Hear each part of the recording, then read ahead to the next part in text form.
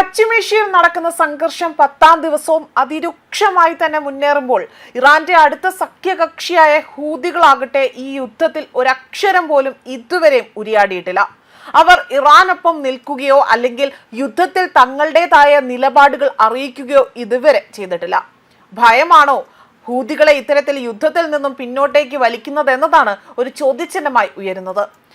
അതേസമയം മറ്റ് സമ്മിശ്രമായ അഭിപ്രായങ്ങളും ഇതിനോടായി തന്നെ വിദഗ്ധരടക്കം പുറത്തുവിടുന്നുണ്ട്. ഇനി ചിലപ്പോൾ മറ്റൊരു തന്ത്രത്തിന്റെ ഭാഗമാകാം ഈ ഒരു മൗനം എന്നതാണ് അവർ വ്യക്തമാക്കുന്നത്. ഇറാനെ അവരുടെ പിന്നിൽ നിന്നും ചതിക്കാനുള്ള തന്ത്രത്തിന്റെ ഭാഗമായിട്ടാകാം ഹൂതികൾ ഒരക്ഷരം പോലും ഇവിടെ മിണ്ടാതെ കാഴ്ചക്കാരായി തന്നെ ഇരിക്കുന്നത് എന്നതാണ് വിലയിരുത്തപ്പെടുന്നത്. ഇറാന്റെ എണ്ണ ശേഖരം, അതായത് ഇറാന്റെ എണ്ണപ്പാടങ്ങൾ അടക്കം അവിടെ ഇസ്രായേൽ ആദ്യമായി നേരിട്ട് ആക്രമണം നടത്തിയതോടുകൂടി തന്നെ വലിയ നാശനഷ്ടങ്ങളാണ് ഉണ്ടായത്. ഇത്തരത്തിൽ നാശനഷ്ടം ഉണ്ടായിട്ട് പോലും ഹൂതികളാകട്ടെ അവിടെ ഒന്നും തന്നെ പ്രവർത്തിക്കുകയോ അല്ലെങ്കിൽ അതിനെതിരെ ഒരു നിലപാടെടുക്കുകയോ ചെയ്തിട്ടില്ല. ഈ സാഹചര്യത്തിൽ പോലും, അതായത് ഇറാനെ പിന്തുണച്ചുകൊണ്ട് പോലും ഇവർ രംഗത്ത് വരുന്നില്ല എന്നതാണ് ഏറ്റവും ശ്രദ്ധേയമായ ഒരു കാര്യം. അതായത് ഇത്തരത്തിൽ യമനിലെ ഹൂതി വിമതരാകട്ടെ നിലവിൽ നേരിട്ടുള്ള യുദ്ധത്തിൽ നിന്ന് വിട്ടുനിൽക്കുകയാണ് ചെയ്തിരിക്കുന്നത്. ഇതിനു പിന്നിൽ പലവിധ കാരണങ്ങളായിരുന്നു പ്രതിരോധ രംഗത്തുള്ളവർ നിരത്തിയത്. അതിൽ പ്രധാനമായി തന്നെ പറയുന്നത് ഇസ്രായേൽ തങ്ങളുടെ യുദ്ധം, അതായത് ഈ ഒരു നേതൃത്വത്തെ ലക്ഷ്യമിട്ട് ആക്രമണം നടത്തിയേക്കാമെന്ന ഒരു ഭീതിയാകാം പ്രധാന കാരണമായി പറയുന്നത്. അയത്തുള്ള ഖൊമേനി ആകട്ടെ അവിടെ വളർത്തി വലുതാക്കിയ ഈ ഭീകര സംഘടന തന്ത്രപരമായ ആസൂത്രണത്തിന്റെ ഭാഗമായിട്ടാകാം ഇത്തരത്തിൽ നിശബ്ദത പാലിക്കുന്നതായി തന്നെ കരുതപ്പെടുന്നത്. ഹൂതികളുടെ നേതാവായ അബ്ദുൾ മാലിക് അൽ ഹൂതി ആകട്ടെ ഇതിന്റെ സൂചന നൽകി കഴിഞ്ഞിരിക്കുകയാണ്. ഉചിതമായ സമയത്ത് യുഎസിനും ഇസ്രായേലിനും എതിരെ രംഗത്തിറങ്ങും എന്നതാണ് അബ്ദുൾ മാലിക് അൽ ഹൂതി ഇവിടെ വ്യക്തമാക്കിയിരിക്കുന്നത്. അതായത് തങ്ങൾ ഇപ്പോൾ ഇറാനെ പിന്തുണയ്ക്കുന്നില്ലെങ്കിൽ പോലും അവർക്ക് ഏതെങ്കിലും തരത്തിലുള്ള പ്രശ്നങ്ങൾ ഉണ്ടായാൽ തിരിച്ചടി ഉണ്ടാകുമെന്നൊരു വ്യക്തമായ സൂചന കൂടിയാണ് ഇവിടെ നൽകിയിരിക്കുന്നത്. ഇതിനാൽ തന്നെയാണ് ഇവിടെ സമ്മിശ്രമായ ചില വിവരണങ്ങൾ അടക്കമാണ് പുറത്തു വരുന്നത് എന്നത് ഇവിടെ സൂചിപ്പിക്കുന്നത്.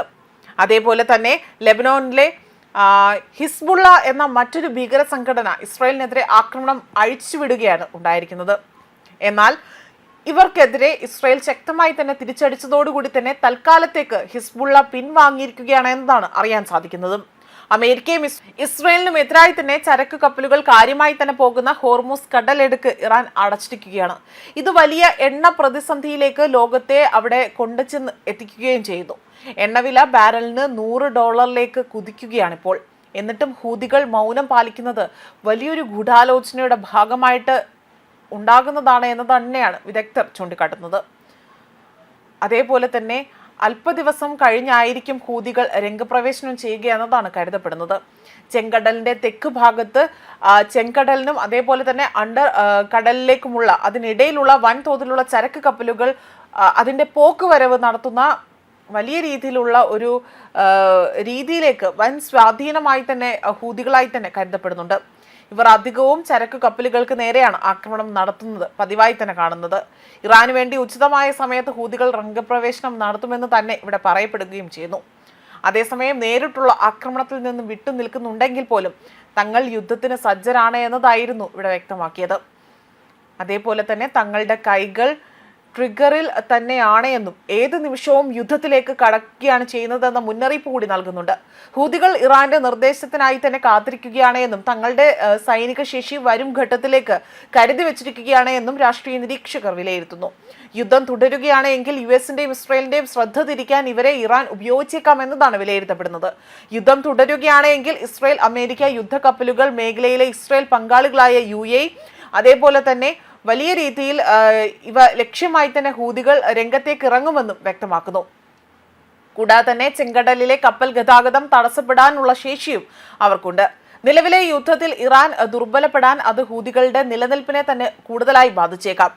അതേപോലെ ഇറാന്റെ സൈനിക കരുത്ത് അത് കുറയ്ക്കുന്നത് ഹൂതികളിലേക്കുള്ള നിയമവിരുദ്ധമായ ആയുധക്കടത്ത് തടസ്സപ്പെടുത്താൻ കാരണമായേക്കും എന്നതും ഇവിടെ പറയപ്പെടുന്നു. റഷ്യ, ചൈന, ഇറാൻ എന്നിവിടങ്ങളിൽ നിർമ്മിച്ചിരിക്കുന്ന ആയുധങ്ങൾ യമനിലേക്ക് കടത്തിക്കൊണ്ടു പോകുന്നത് മുൻപ് പല അവസരങ്ങളിൽ പോലും കണ്ടെത്തിയിട്ടുണ്ട്. ഇറാന്റെ തകർച്ച തങ്ങളുടെ നിലനിൽപ്പിനെ തന്നെ ബാധിച്ചേക്കുമെന്ന വലിയൊരു ഭയം പോലും ഇവിടെ ഹൂതികൾ പ്രകടിപ്പിക്കുന്നതായി തന്നെ വിലയിരുത്തപ്പെടുന്നുണ്ട്. ന്യൂസ് ഡെസ്ക് കർമ്മ ന്യൂസ്.